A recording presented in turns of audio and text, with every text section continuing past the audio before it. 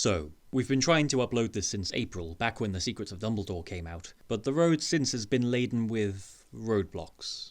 Roadblocks named copyright issues. Ultimately, we turned to J.K. Rowling's trans activism for inspiration, which is why this video looks the way it does. Anyway, hello! If you've listened to our previous podcasts all those moons ago, back when we were called Work in Progress, welcome back. If this is your first time watching, thanks for clicking on the video. This podcast was originally recorded in 2019. We've come a long way since then. With The Secrets of Dumbledore having come out earlier this year, we thought it a good idea to finally throw this out into the world. So we hope you enjoy. Also, unlike our older episodes, we've cut down the audio for easier listening, though the sound quality itself still isn't the greatest. We've also added video footage to this one, so if you find it tough to focus on audio without a visual reference, this should be easier to enjoy. And if you want to just listen to the episode as a podcast, well, that's an option too. It's not dependent on the visual. That said, we did put a lot of effort into the video portion, so it would be cool if you could give it a watch. Also, this episode contains spoilers for these films and shows. We hope you enjoy, and we'll be back with more episodes. I'm Greg, he's Lloyd, and despite what you may hear in a minute, we are not work in progress. We are spinning our reels. Bloody hell, it's work in progress again. Are you really going to stick with that one? Because I'm not feeling it, man. Bloody hell. Bloody hell, Harry. Bloody hell, Hermione. It should be noted we're not recording these in chronological order. If we reference Theresa May crying in this one, yes, it's because that happened literally like an hour or two ago. Yeah. Theresa May will be a distant memory by the time this comes up. Speaking of which, The Crimes of Grindelwald. Why is that speaking of which? Well, I prefer to watch this movie than suffer a conservative government. Oh, agreed, yeah. I'd rather not watch this movie if I can avoid it ever again. Basically sums it up, yeah. So yeah, we're going to talk about Crimes of Grindelwald with mostly, but we'll reference like the other Harry Potter movies. So spoilers for the mainline Harry Potter films and both Fantastic Beasts and Where to Find Them and Fantastic Beasts, Where Are They Again? Is that the sequel? Fantastic Beasts, Where Are They Again? So yeah, Crimes of Grindelwald is what we're here to talk about mostly. We're only like 7 months late. Well, by the time this comes out, it could be even longer. Yeah, probably, yeah. Probably like 8-9 months late. So yeah, let's talk about Fantastic Beasts. We needed time to mourn. That's why. Of what could have been?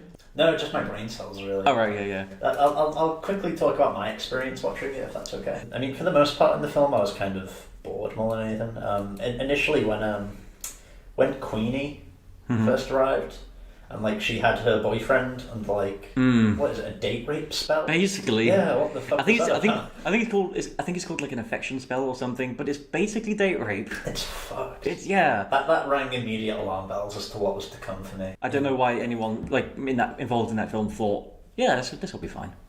Yeah, and well, plus it's how he reacts to it as soon as it's over. Yeah. It's like, oh, it's alright, I still love it. Just a laugh, just a giggle. It's crazy, yeah. And for the most of the film, after that I was pretty bored. Yeah. To be honest with you. And then came the scene. We will save the scene for later on. We're going to discuss the scene later on. And then the film ended. Mm-hmm. And I remember, because I think you were there. Did we go at the same time? It was with the Science Fiction Society. Yeah, that's right. I remember sighing like loudly as soon as it was over. I had just given up at some point. Well, here's the thing. The first time I saw it, I had to miss the ending. Yes, you did. Our friend had to go outside because she was not feeling too great, and then 5 minutes before the ending, a guy came in and said, "Your friend is having an asthma attack." So I had to run out the cinema. So I missed the ending, and I didn't know what it was for like 2 months, not 2 months, 2 weeks. But even before that point, it was the worst cinema experience I'd had. Not because of the film, just because there were about 8 people on their phone. Yeah. There were people in front of us talking like on their Snapchat and that, in front of me anyway. It wouldn't have made the film better if they hadn't, but I still would have appreciated the experience more. Sorry, I get really frustrated about that. We should make you the cinema police, Greg. They need to bring back like ushers, though. Not necessarily to take people to their seats, but just to be like... I thought you meant like the singer. Sorry. Yeah, usher, he'll sort it out. Yeah. I love the cinema experience, but it can be rough. I actually don't like the cinema experience, but... Oh, really? Yeah, I'm not a big fan of it. For me, it's more just like the sitting in one position for like 3 hours. That bothers me. It's also hearing people breathe. Like, I can't remember what it was. I can't remember the experience, but I was sitting next to someone who had a cold. I think it was the animated Spider-Man film. Oh, Spider-Verse. Yeah. And every 10 seconds or so I'd hear... Ah. Oh dear. Get yourself sorted. That's a shame. Yeah. There's something special about the cinema experience. Oh. Like when we saw Endgame, when Cap lifted Thor's hammer, there was like a gasp across the audience, and I loved that. I loved moments like that. Well, speaking of that episode, we talked about Hulk logic, and I feel like Hulk logic was employed very much in this film, just in that it was nonsensical. It was a... Where do we begin with this? Maybe the positives. Sure. Scamander is a really good character. Yeah, I love him. I think he's great. I don't understand why he's the protagonist of this specific series, but he's a good character. I quite enjoyed Fantastic Beasts, the first one. Yeah, I love that film. Yeah, no, I think I was pleasantly surprised by that. And I really like Newt Scamander as a character. I like that we have a character who's just not, I'm super cool or I'm super butch and macho. And he's got a level of empathy that you don't see in a lot of characters. I think. And I feel like he was stripped down a bit in this film in terms of like how much time and development he had. That's the problem. Is in this film he's irrelevant. I don't know why Dumbledore would send him of all people on a secret mission to stop Grindelwald. Yeah, and then, but basically he's sending like this one zoologist to stop Wizard Hitler. Yeah, that's what happened, isn't it? Yeah. It's like I thought the trailers for I'd spoken to people who didn't like the trailers for this so much, but I thought the trailers looked great, and I was stoked for it. But it's just kind of a nothing of a film, and yet so much happens in it. It's really strange, isn't it? Yeah. It's got like 100 secondary characters. Yeah, I feel like at least 3 of them could be removed and nothing would change. They all have arcs as well, that's the strangest thing. But like they're overdeveloped. This is a problem of overdevelopment, I think. Yeah. Like, because there's the scene, and we are going to come to the scene eventually. You probably know what the scene is, but if you don't worry, we will touch on it. Yeah. But, so I like Newt. I like his romance with... Oh, Tina. Is her name Tina? Her name is Tina. Yeah. That was one of the things that I didn't like so much in this film. Like, I like their interaction, and I like their chemistry together, but they kind of started, or were beginning to start something at the end of the first film, and in this one... They borrowed a plotline from Shrek 2. Sorry, from the first Shrek, rather. Sure, yeah. Tina was just so upset with him, and like, I can't see you, we have to break this off because of a misprint in a newspaper. Yeah. And it's one of those things, like, and it's one of those things that bugs me where, like, it probably could have been resolved if they just took a minute to sit down and talk about it. Yeah. But they make it this big, drawn-out, dramatic point. And the thing is, in a lot of media, like, the characters are very childish, I suppose is a good word. Adolescent, so it makes sense that they wouldn't sit down and talk out their issues. But in the first film, they are clearly emotionally adults. Yeah, exactly. Yeah, like, they would sit down and talk about it. It's weird because, like, there's a lot of... There's some decisions in here that the characters make or J.K. Rowling as a screenwriter makes. We'll get to that. We all talk about J.K. But there's some like moments in here that reminded me more of like traditional like Harry Potter, like childlike wonder and that. But there's other points where it's the darkest of them all. I just realised J.K. rhymes with "you're gay." So when David Yates asks her, "J.K., is it alright if I do this? Is it okay?" She hears, "Is it all gay?" Like, yeah, it's all gay. It is all gay. Yeah, it's all gay, David. Here, take more gay. It's not really a story as it is like a series of events. But then again, that was kind of the first one, but that had kind of more of a single purpose throughout. Like, Newt's got to get all these pieces back in his thing. It reminds me structurally, weirdly enough, of Pulp Fiction. Do go on. But the whole point of Pulp Fiction is that it's not really meant to make sense in terms of structure. Like, John Travolta is in the last scene, but he dies halfway through the film. Yeah. And that's why it's kind of a shock. Whereas in this film, like, it feels like Pulp Fiction structurally, where none of the scenes really match up together. Like they should be in different order? Yeah. The only difference is when you can kind of compile them all and contextualize them all and look at them all, they don't make sense. But when you actually look at Pulp Fiction and you... Like, it's like a jigsaw, you put all the pieces together. Exactly, yeah. It does make a coherent film. Yeah, like you line it up chronologically, and it's one solid narrative, but with...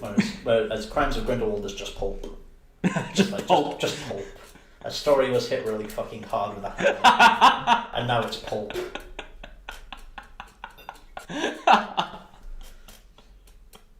That's such a great way of putting it. Yeah.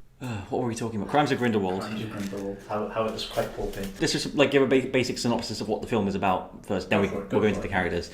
You gotta help me out here. You start, and I'll try and. If you say it, I'll add any details that are relevant. Sure thing. So, film opens with Grindelwald, Mr. Johnny Depp. So you've already lost me. Yeah. Because I know what happens in the scene and it doesn't make much sense. Yeah. Continue. Yeah, it doesn't make sense. But anyway, Grindelwald is in prison and he's being transferred to a different prison for trial. And he's like held in shackles in one of those like flying, like death horse ridden carriages. Why didn't they use the Flu Network or evaporate or do whatever else Harry Potter people can do? We don't know. You don't get a cool action scene. Like you don't get a poorly directed shot, dark action scene. You don't get a scene where a guy falls out of a carriage and nearly hits the water. Sorry, yeah. Yeah. One of his followers breaks him out in that it turns out, I don't know, it's not explained, either one of them, either like they swap bodies or appearances, or Grindelwald was already outside.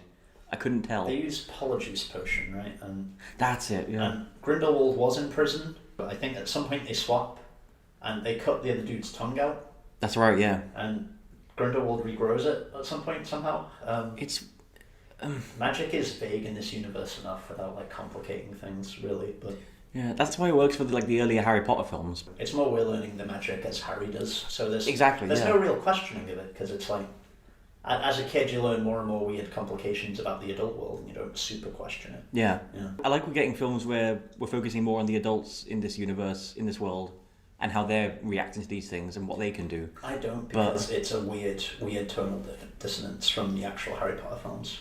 Sure, but it's also set 70 years in the past from the Harry Potter films. I mean, it works for Newt, kind of, because Newt's quite, I don't want to say childlike, but he's got like a certain positive naivete about him. Yeah.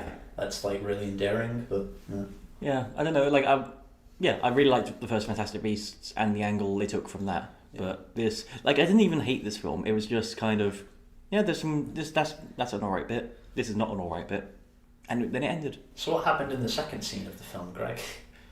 We're still doing the synopsis. We are.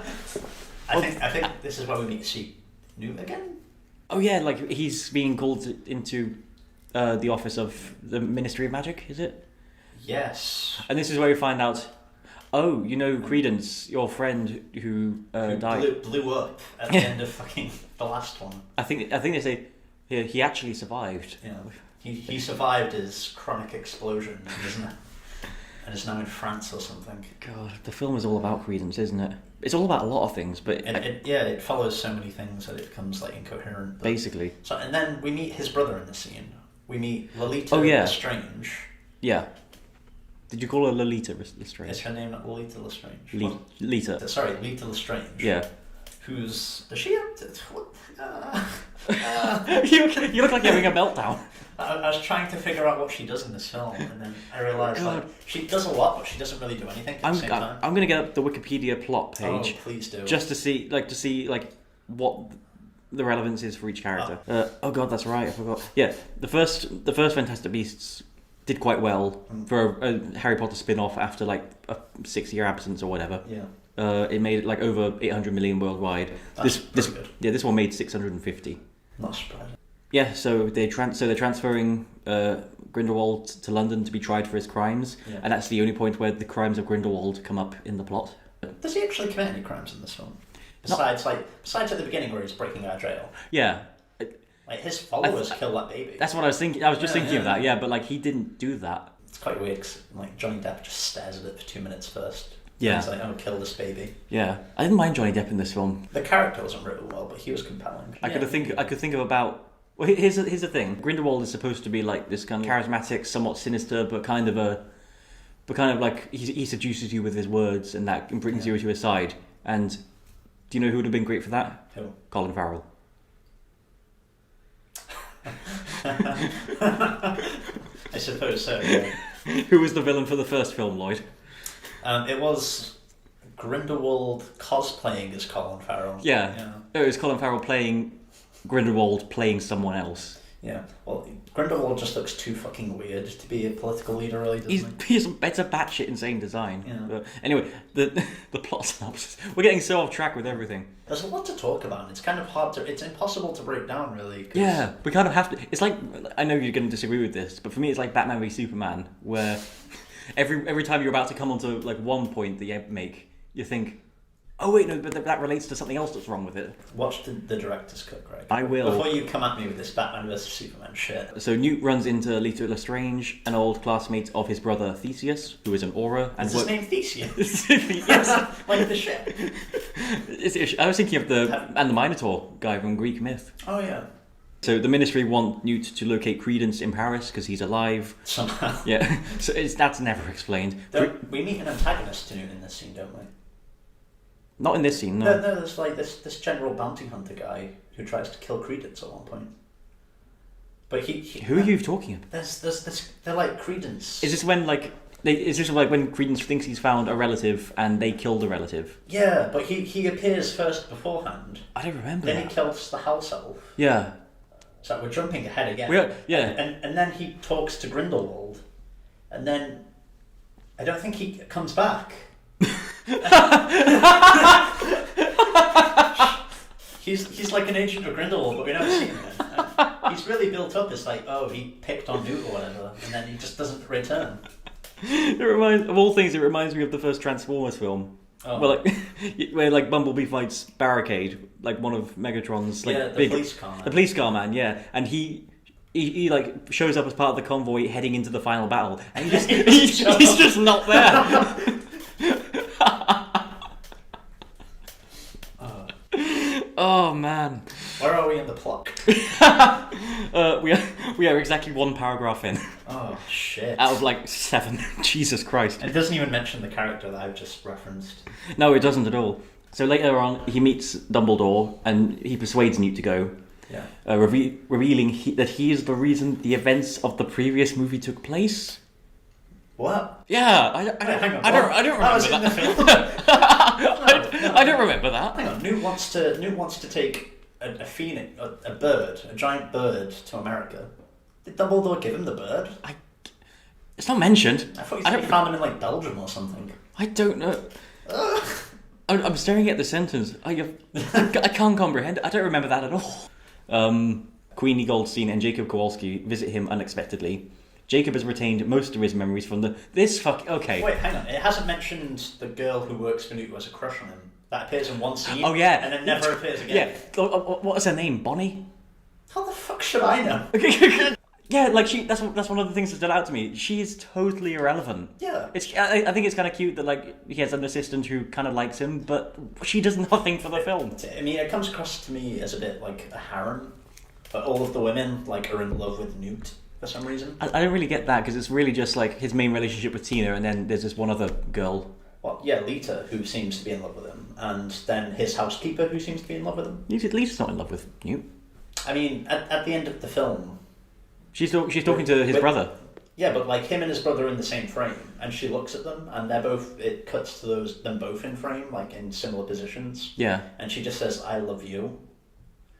It's kind of ambiguous, to be fair. I guess I assume she was talking about his brother rather than Newt, because like if the third film was like, oh, she really loved you all along, I would be unsurprised. But she never really had much of a relationship with his brother in the film. Yeah. I don't even think it's mentioned them both in the wiki article together yet, but no, not yet. No.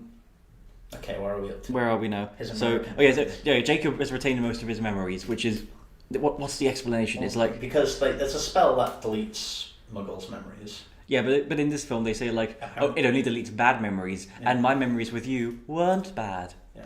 So, Tina is searching for Credence in Paris. Queenie says that Tina believes Newt is betrothed to Lita Lestrange.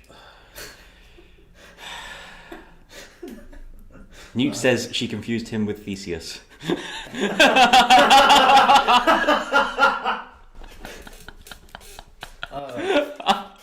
Oh my god. I don't get it. This is such a baffling film in every way. It's literally It's literally the plot from Shrek in the third act.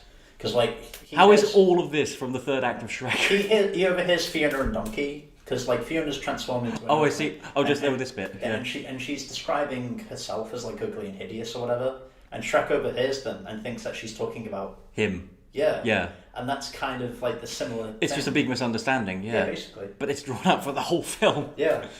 He finds out Jacob is under a charm by Queenie. He lifts the charm. Jacob and Queenie quarrel which seems like a light term, about marrying, and an upset Queenie leaves to find Tina.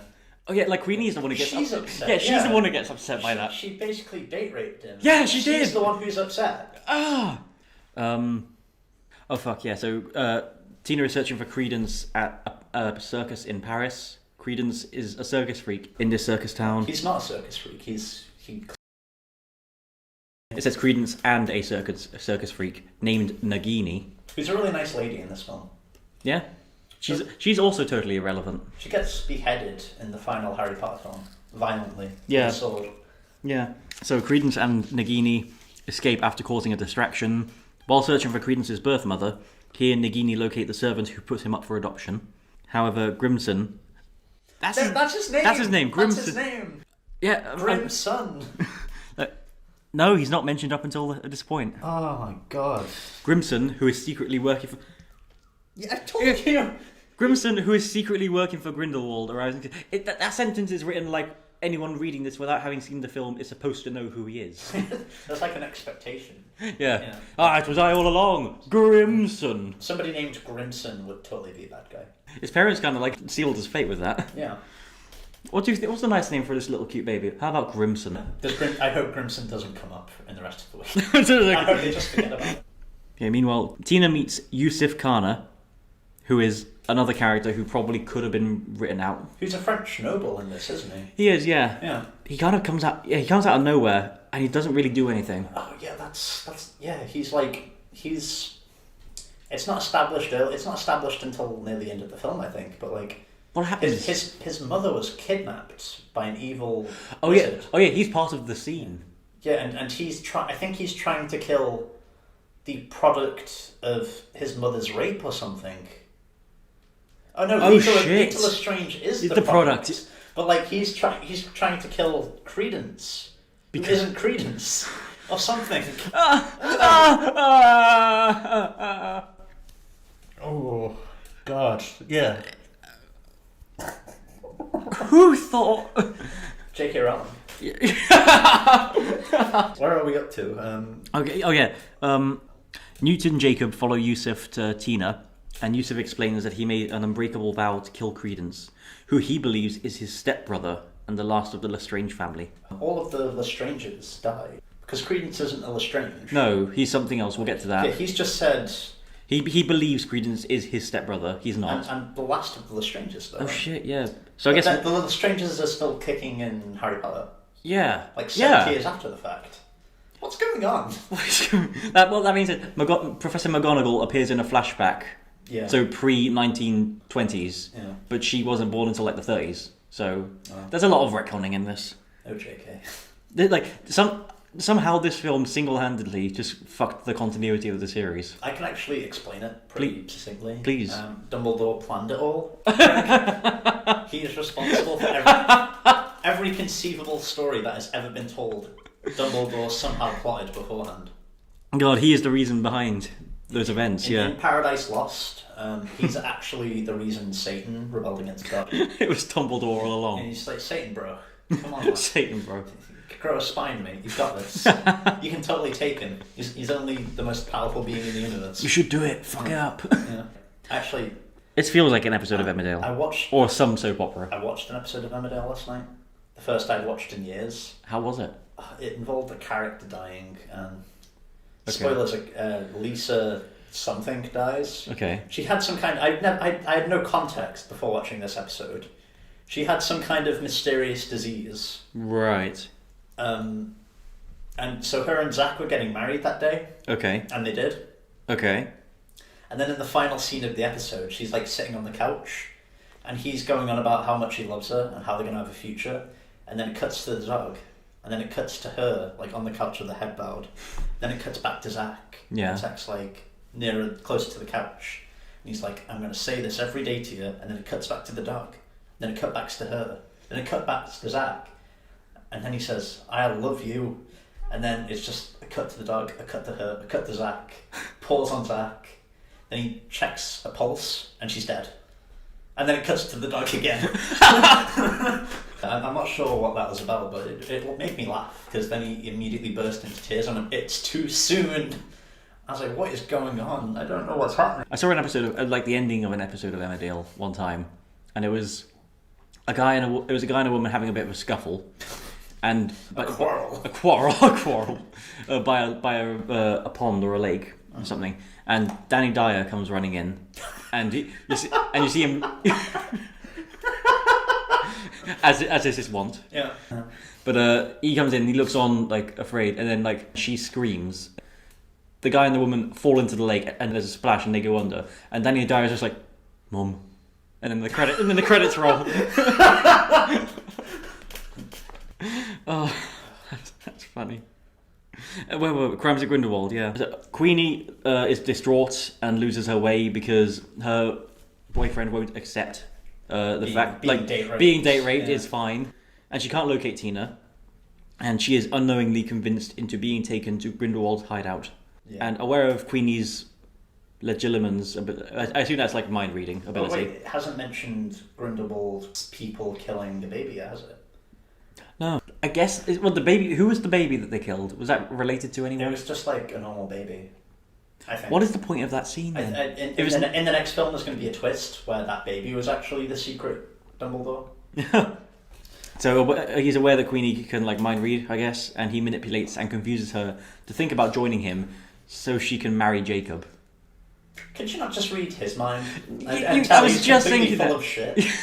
You'd think that, but like, how could she think that? Like, surely they would have discussed like their political beliefs and whether Jacob would like want to marry her because she follows gay wizard Hitler. Yeah. Yeah.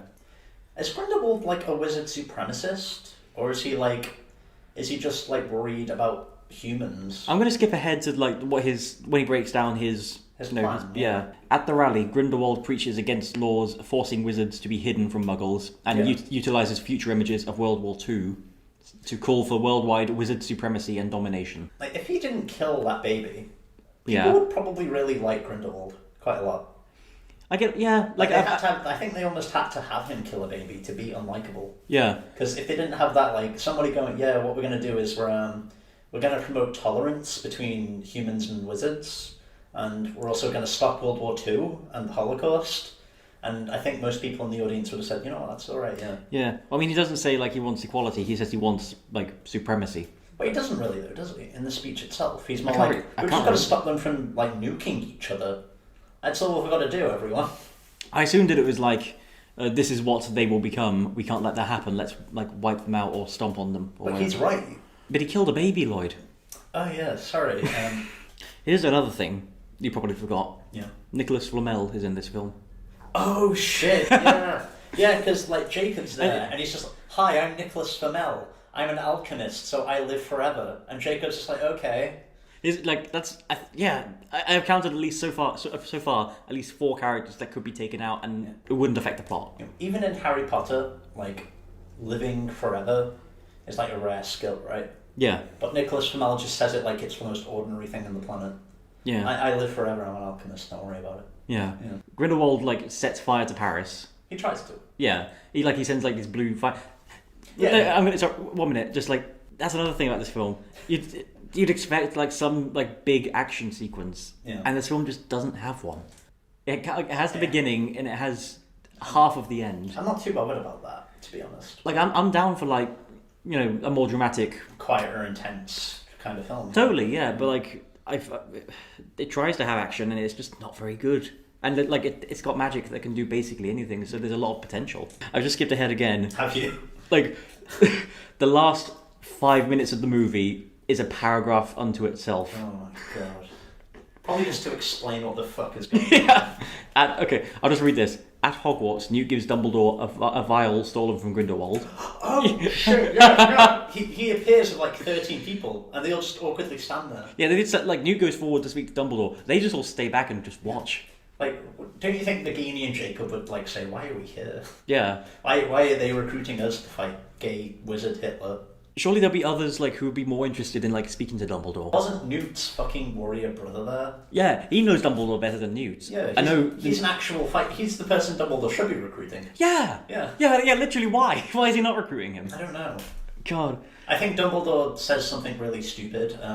He says something along a lot of writers put this in their stories about who should be in charge and rule and lead people. Mm-hmm. And one of it is, the reason you should be leading people is because you don't want to lead people. Ooh. Have you seen this in fiction before? It happens a lot, I'm sure you have.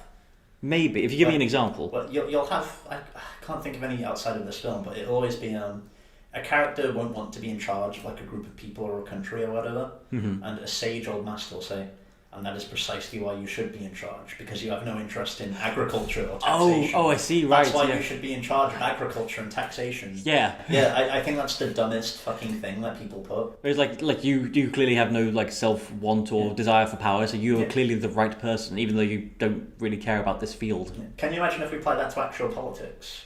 You have no interest in solving the problems of your fellow men, so you're a perfect MP. I think that's actually how some parties do recruit people. Yeah, it explains this blood vial. It doesn't explain again. It only comes up for the first time here in this like last paragraph, and it's like mentioned throughout. Well, it's like the unbreakable bond kind of thing from Harry Potter, but it's like I don't think it's explained very well. No, exactly. But like it's the fact that like it's irrelevant to the synopsis of the entire story until the very end. Up at the very end. Yeah, like it's there, but like. And it's explained what it is, but like it just has no purpose. In the film, it is better established. Sure. He's wearing it constantly.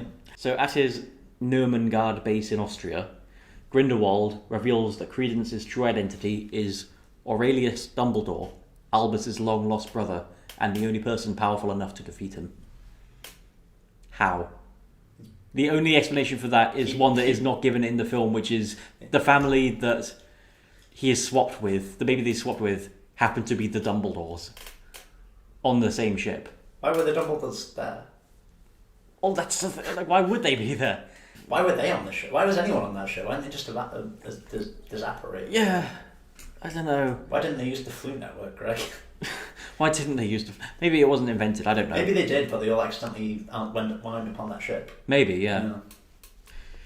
Yeah, so Credence is actually... His name is Aurelius Dumbledore. What do we make of that? Yeah. It's rubbing my head, everyone. He's done that quite a few times. Yeah. There's so much to unpack with this film. He's Aurelius. The weird part is, like, Queenie's there as well, still. Oh, yeah, she is, yeah. The weird part is Credence has a friend in Nagini, and Nagini's like, please don't join this fascist. But then later on in the Harry Potter movies, Queenie partners up with a fascist. And then... What do you mean Nagini?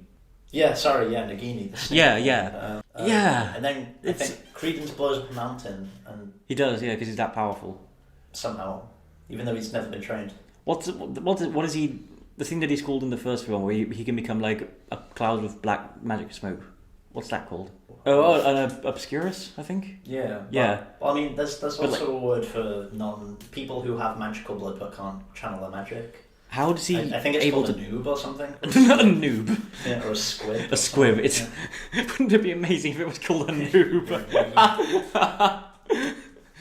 This film is draining to talk about, but there's so much to talk about with it. Where else were we actually up to on the plot? Because I am a bit curious as to how everyone arrives. Okay, so we got to the end. So Grindelwald talks about his plans, what he sees for the future, what he wants.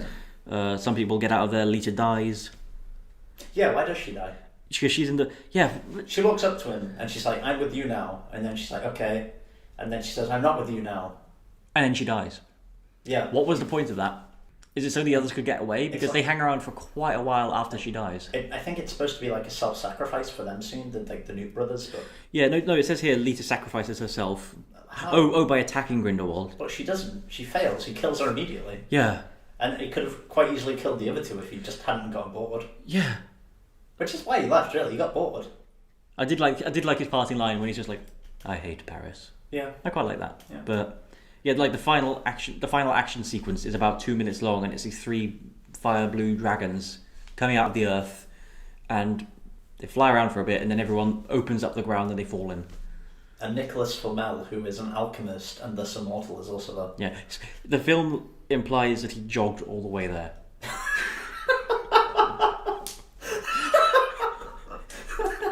Because he set off like halfway through the film like, oh, I should go help. I should really help out. And he walks out the door, and then he arrives just like doing his old man shuffle, like. Yeah, because he's like basically a corpse, isn't he? Yeah. He's suffering like rigor mortis. Yeah, like when he's running in the house at one point, and Jacob is just walking past him. Yeah. So somehow he got from one part of Paris to another. I don't know. So yeah, there's that. There's the ending. Dumbledore realizes he must face Grindelwald. Credence is a Dumbledore. He must kill Dumbledore. The plot line that's the most confusing is Lita's, like, her relevance to anything. We see her flashbacks. We spend a lot of time on her flashbacks where she's like bullied at school. Yeah, And that's right. Yeah, that's how she becomes friends with Newt, because they're both outcasts. yeah. They bond together over their love of, like, is it the plant thing? Yeah, but it doesn't lead to anything. Yeah, they don't have a romantic interest after that. In the first film, it's like alluded to that she was like abusive to him.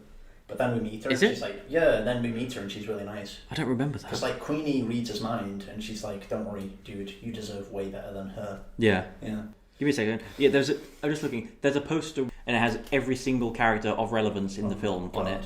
And when you first see it, you think, oh, this is going to be an epic dedicated to like all these characters' development and their relevance to the plot. I'm going to count here. 1, 2, 3, 4, 5, 6, 7, 8, 9, 10, 11, 12, 13, 14, 15, 16. 16 characters on this poster. That sounds far too little. Little. Yeah, there are more than 16 relevant characters in this film. Let me have a look. Sure, okay. Let me read them off to you. Okay. I'm going to go from right to left. So there's Nagini and Credence. Yeah. There's the house elf woman who dies. Okay. There's Flamel. Right. Dumbledore. Right. Yusuf. Yeah. Lita. Right. Theseus. Okay. Tina. Cool. Newt. Cool. Queenie. Nice. Jacob. Always good. There's two others, and then there's Grindelwald, and then there's another one on the end. Who are the two others? Are those like Grindelwald's random minions? I think the one next to Jacob is Grimson. Let's have a look. I want to see him. I can't remember. Right. The Oh woman- no, it's the one on the very far left, standing next to Grindelwald. That's Grimson. That's Grimson. That's Grimson. I think. Who are the other two then? One of them's the dude who takes his place in the carriage scene, right? And the other's just a random What the woman. fuck is he doing on the poster? That's the only time he's in the film. He's not. Like, him and that woman turn up at his rally somehow. Oh yeah, and but is that the woman who kills the baby for him? I think so, yeah. Yeah. Can we talk about the scene, though? We might as well. Right, so I kind of wish we did a commentary on the film, like watching it and pointing out all the problems with it as we go. maybe we can do one day. We can do that someday This for sure. isn't the day, but right now we need to gather our heads together. We've both been building up and dreading and not wanting to do this scene since the podcast started. I could not wait, to be honest. Really? Yeah. Now it's time. So, Duel. take us away, Greg. But how do we get to this scene? Okay, so the scene that we have been talking about, it's basically everything comes to a head when half of the entire cast ends up in the ruins of a graveyard. The Lestrange family mortuary, I think it is. Yeah, Well, I think so. Credence and Nagini are like sitting on a rooftop casually or whatever. And then Grindelwald shows up and says, "Hey Credence, it'd be really cool if you went to this graveyard." I think that's what happens. So they go, and Newt and Lita somehow end up there. What happens is that the next 20 minutes of the film is this scene, is all these characters in this family mortuary, was it? Yeah, I think so. And basically a few of them take a few minutes of their time to shout at each other across a room and explain their version of certain events. And it's ridiculous. Newt and Tina are in the Ministry of Magic, right? Yeah. They run into Lita. Yeah. And then they all somehow teleport to the exact spot they need to be at, somehow, without really knowing. And so, I can't remember who starts the story. I think, what's his name, Greg? Well, whose name? There's a lot of characters in here. The dude who wants to kill Credence. Oh, bloody Yusuf. Yeah, because they're all just standing around. There's like 8 of them. And he starts by saying, "I'm going to kill Credence," because of his reasoning, because like Credence's father kidnapped his mother using the same charm I think Queenie used at the beginning of the film. I think so. And then Basically, he somehow knows Credence's backstory through and through. Yeah. But then I think Lita comes forward and says, "Well, hang on a minute. He's not actually Credence. I killed Credence because I swapped the babies because he was crying too much. And then Credence drowned. which we actually get imagery of. We get like imagery of a baby drowning in the sea. Yeah. Which is pleasant. I've got the Wikipedia plot here. Do you? The synopsis of this scene. How accurate was I? Okay. It's surprisingly short. Really? That can't be true.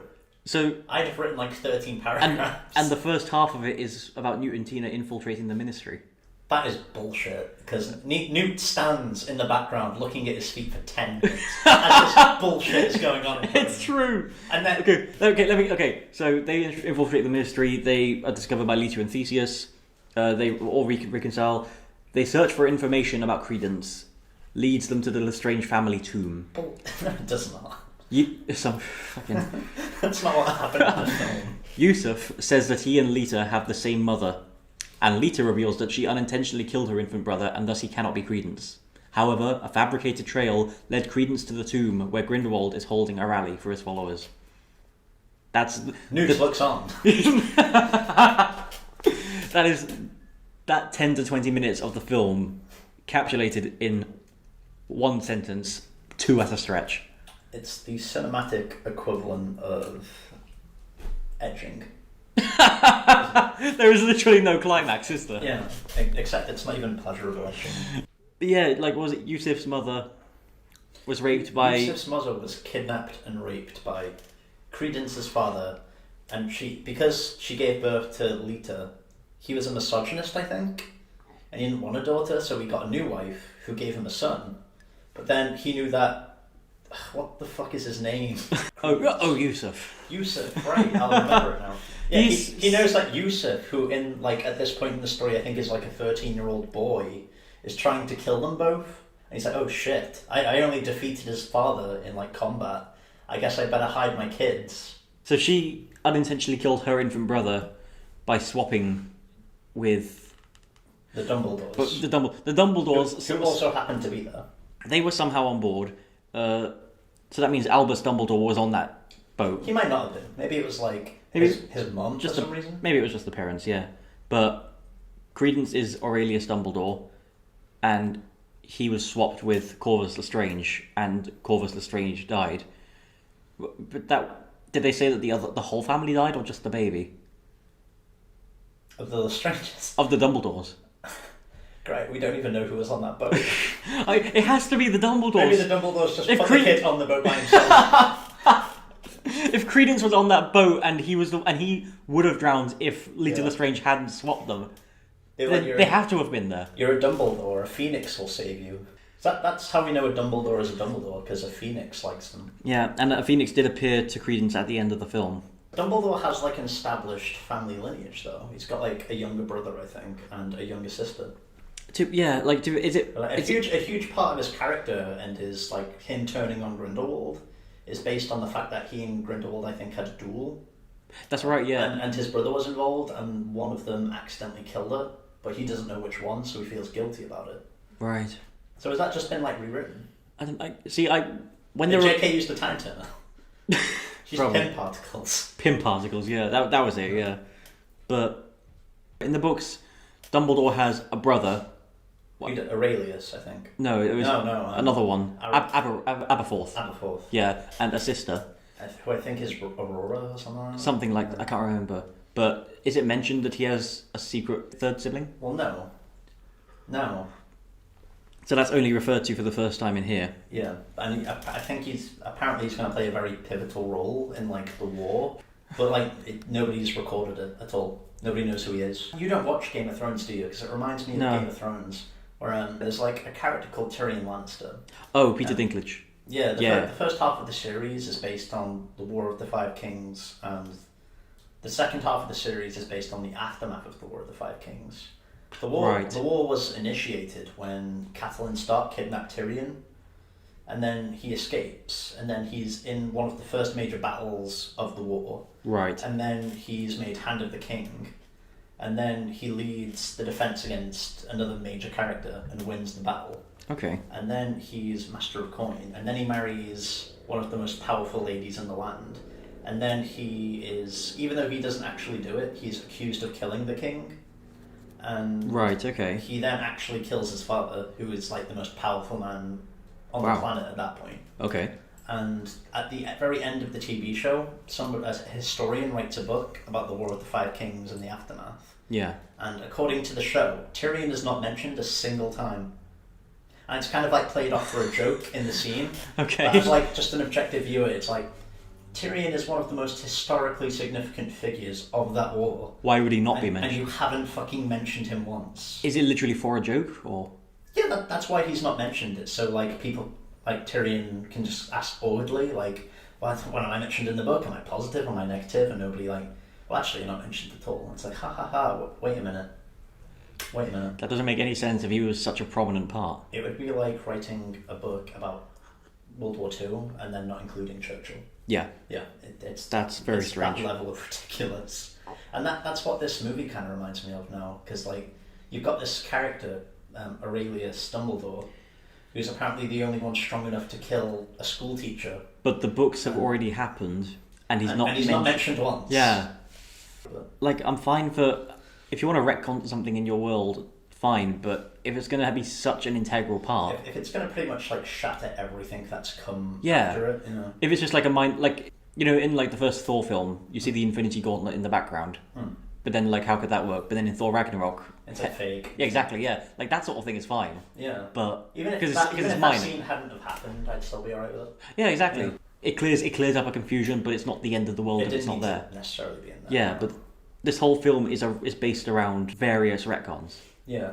Oh no, have you seen this one where somebody asks because somebody commented on like the thing I mentioned before about like the goblins being like a very blatant anti-Semitic metaphor for Jewish people. Yeah. I think somebody brought that up to her on Twitter, and she said, well, actually, there is a Jewish student, and their name is this, and they're in Hugglepuff. And they don't appear in the text once. Yeah. But they're apparently there the entire time. Yeah, no, like she came up with that on the spot. Yeah, I think she's kind of gone insane to some extent, because I think she got a handle of having like the most popular franchise in the world at one time, and now it's just.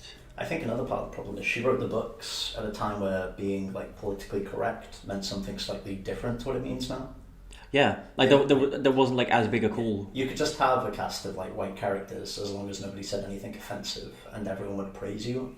Yeah. But now, like, a lot of people do like diversity, and JK, it's kind of desperate and pathetic in a way that she's like trying to catch up to this ideal when it wasn't there to begin with. It's like when the cast for Cursed Child came out and Hermione was being played by a black actress.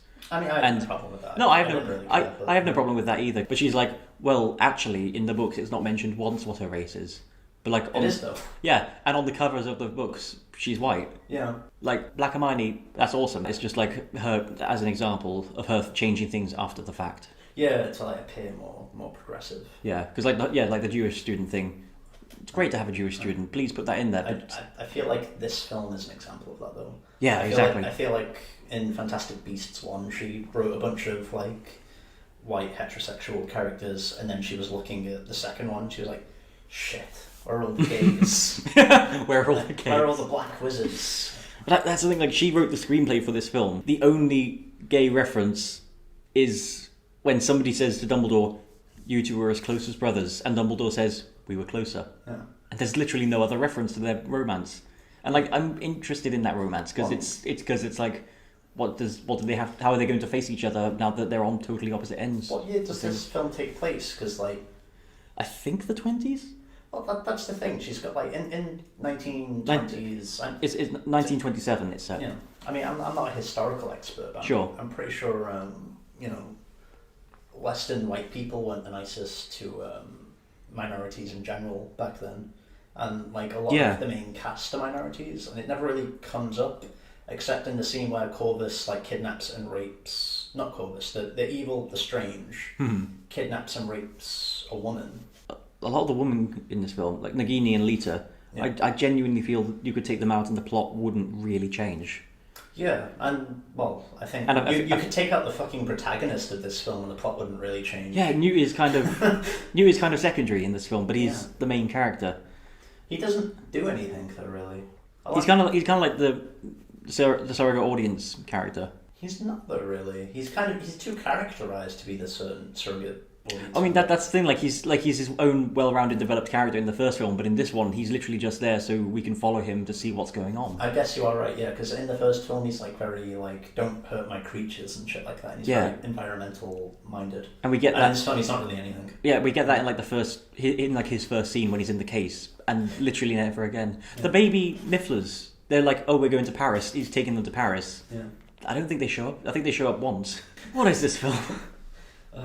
This was like a very negative podcast. This was no, I don't like just purely shitting on something. I don't like trashing films, to be fair. I prefer when like there's good and bad to say, unless it's something hilariously bad that we can have a good time talking about. I would say this is more of a trashing of J.K. Rowling. She's got very weird touches to her character.